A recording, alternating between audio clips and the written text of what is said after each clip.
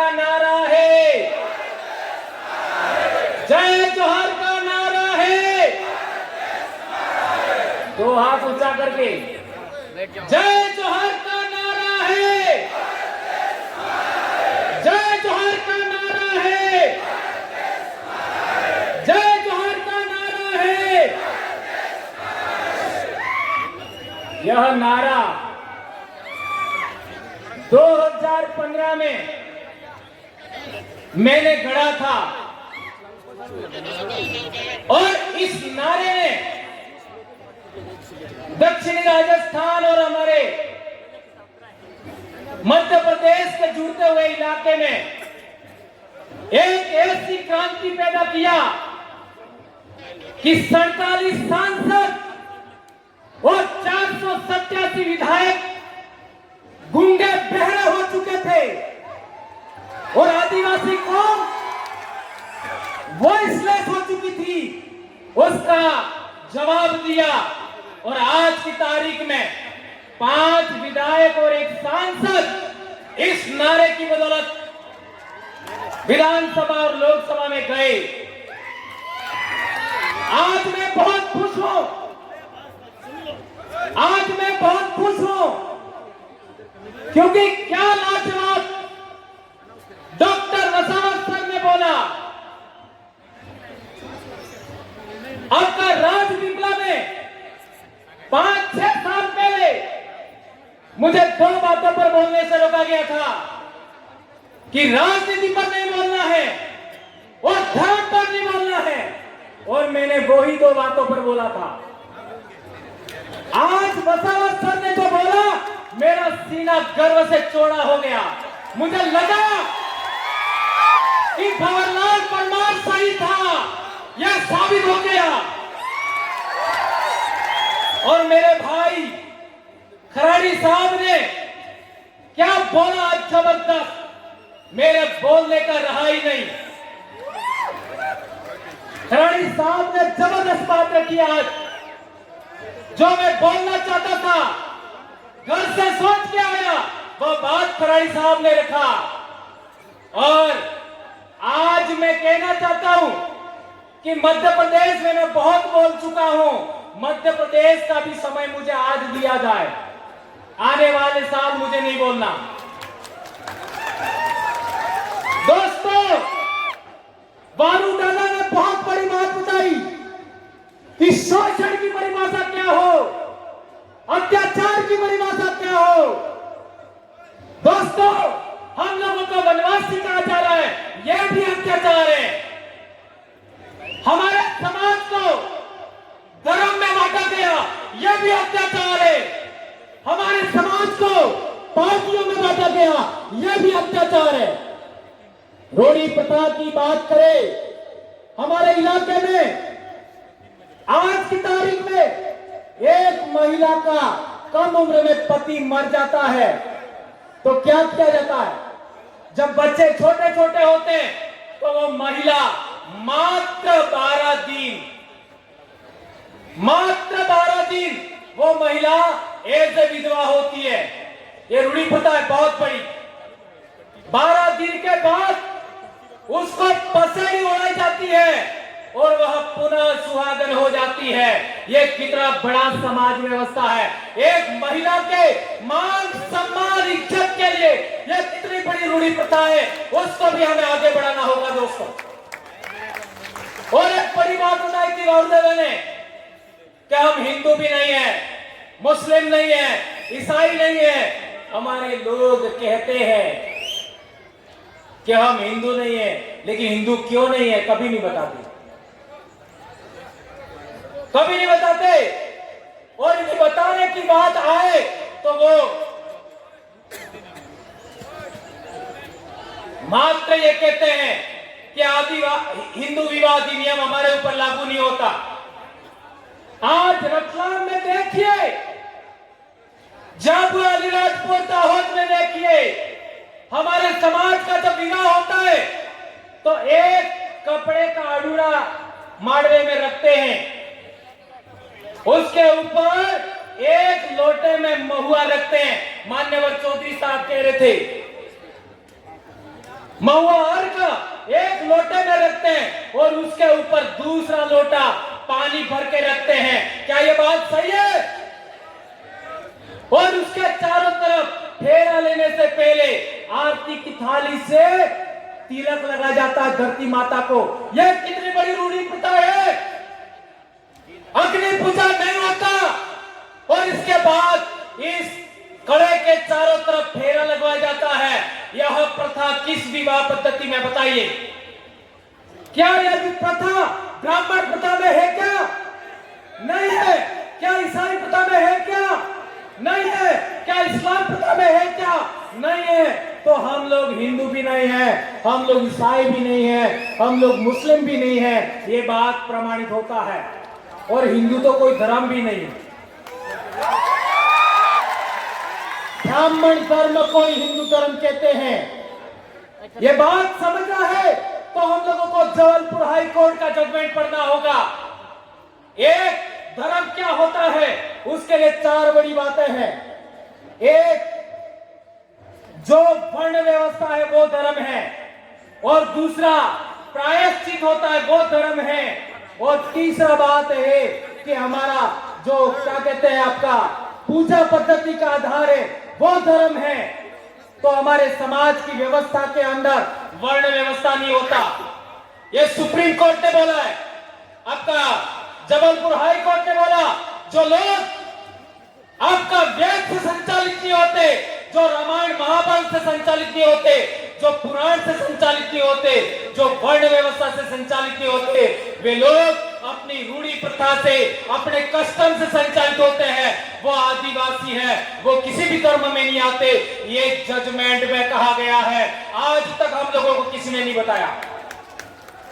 और एक बड़ी बात, नंदा ताई, आज इनका सम्मान हुआ।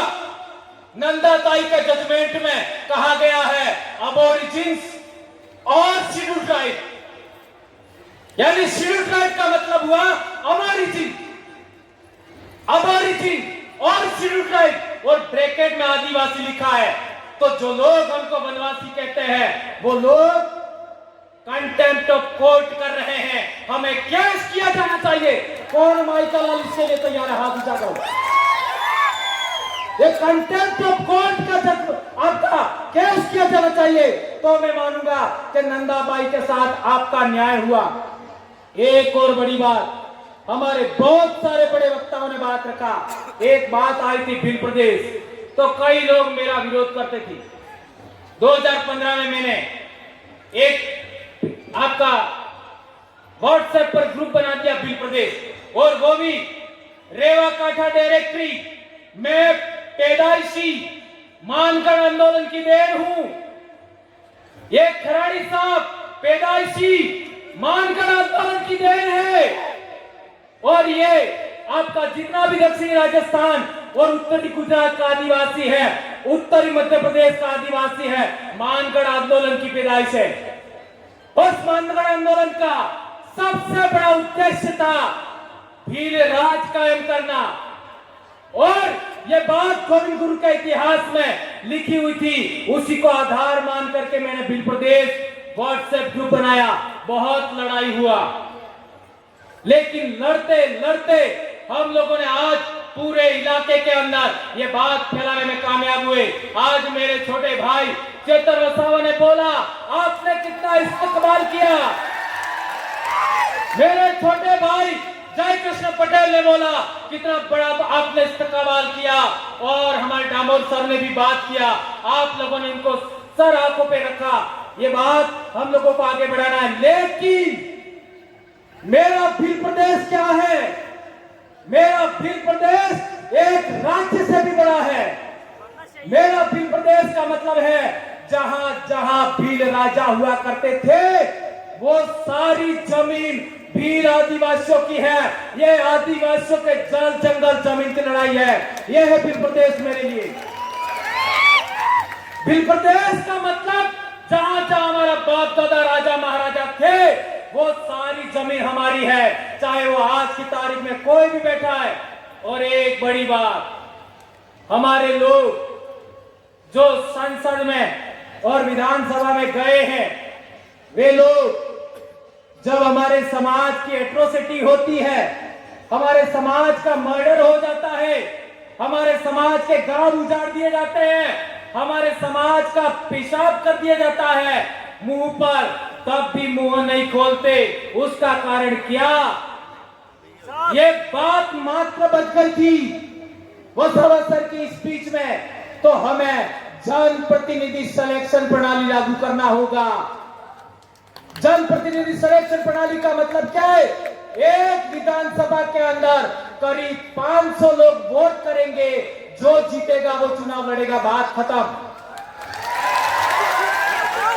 एक लोकसभा में 700 लोग सभी गांवों के वोट करेंगे और जो जीता वो चुनाव लड़ेगा, बात खत्म। यह है जनप्रतिनिधि सिलेक्शन प्रणाली। इसी के आधार पर हमारे लोग आगे बढ़ रहे हैं। और एक बड़ी बात कि ये लोग नहीं बोलते हैं, तो क्यों नहीं बोलते हैं? तो उनका सिलेक्शन उन लोगों ने किया है। इसलिए मैं कहना चाहता हूं, आदिवासी क्षेत्र से कांग्रेस भाजपा बाइकॉट। आदिवासियों की महाराष्ट्र में दूसरी पार्टी बनानी है, बनाओ। मध्य प्रदेश में बनानी है, बनाओ। गुजरात में बनानी है, बनाओ। जितनी बनानी है बना लो, लेकिन आपका कोऑर्डिनेशन करना, अलायंस करना, लेकिन कांग्रेस भाजपा बाइकॉट, खत्म, टाटा बाय बाय। इसी तरीके से आदिवासी एकता कायम करना चाहते हो, रूढ़ी प्रथा बचाना चाहते हो, संस्कृति बचाना चाहते हो, तो तीनों धर्मों को भी बाइकॉट करना होगा। प्रकृति धर्म, आदिवासी धर्म, जो कहना कहो, इंडिजिनस धर्म, ट्राइबल रिलीजन 1931 में था, पुनः लागू करो। जो करना है करो, जो रायबंदिया करो, लेकिन इनको आउट करना होगा। और ज्यादा नहीं तो इस दिमाग से तो आउट करो। है मान्यवर चौधरी सर कह रहे थे, मेरी बेटी एमबीबीएस कर रही है, मेरा बेटा एमबीबीएस कर रहा है, एक 9th क्लास में बेटा पढ़ रहा है, तीनों के सर्टिफिकेट के अंदर, स्कूल के अंदर आदिवासी लिखवाया मैंने। और मैंने नंदाबाई का रेफरेंस दिखा, वो कोर्ट में का जजमेंट लेके गया, ये आदिवासी लिखा है। और यदि आप नहीं लिखते हो, इस पर साइन करो, मैं आपके ऊपर कोर्ट ऑफ कंटेम्प्ट का केस ठोकूंगा। तो तहसीलदार भी डर गया और ये बात हो गया। एक अंतिम बात, हाँ, हमारे समाज के अंदर किसी का विवाह हो जाता है और किसी कारणवश आदमी महिला को दान क्षेत्र न्यायालय नियमज में दान એટલે अनाज, क्षेत्रों એટલે मर्यादा, सम्मान। महिला के साथ सम्मान नहीं करे और पोटली पे करके रोज बदमाशी करे, मारे पीटे, तो हमारे महिला को छेड़ा छूट लेने का हक था। Am I right? और छेड़ा छूट का मतलब तारे मारे मामलों खत्म। तने बीसी मળી શકે तो मना मरे काल जो कोई। यह बहुत बड़ी बात है दोस्तों। यह हमारी विवाह पद्धति, हमारी पूजा पद्धति, हमारी रूढ़ी प्रथा, कस्टमरी लॉ के लिए बहुत बड़ी बात है।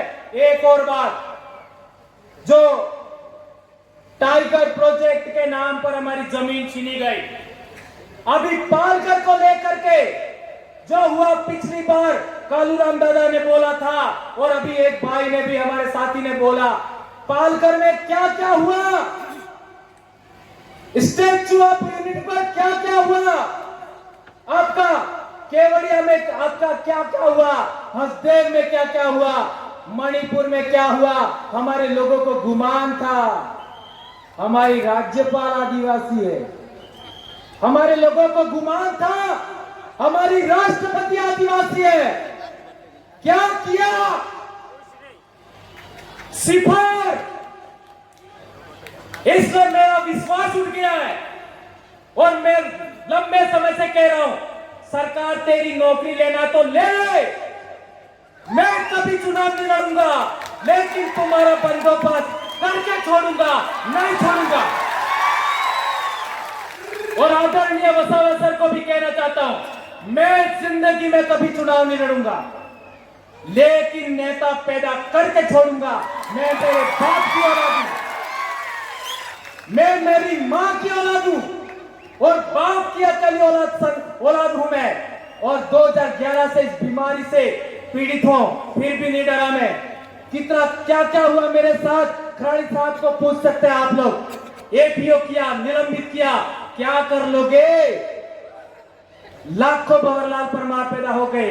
धन्यवाद दोस्तों, आप लोगों ने मुझे इतना बेरहमी से सुना और संचालक भाइयों ने, मेरी बहनों ने, मेरे भाइयों ने और इतना मुझे समय दिया।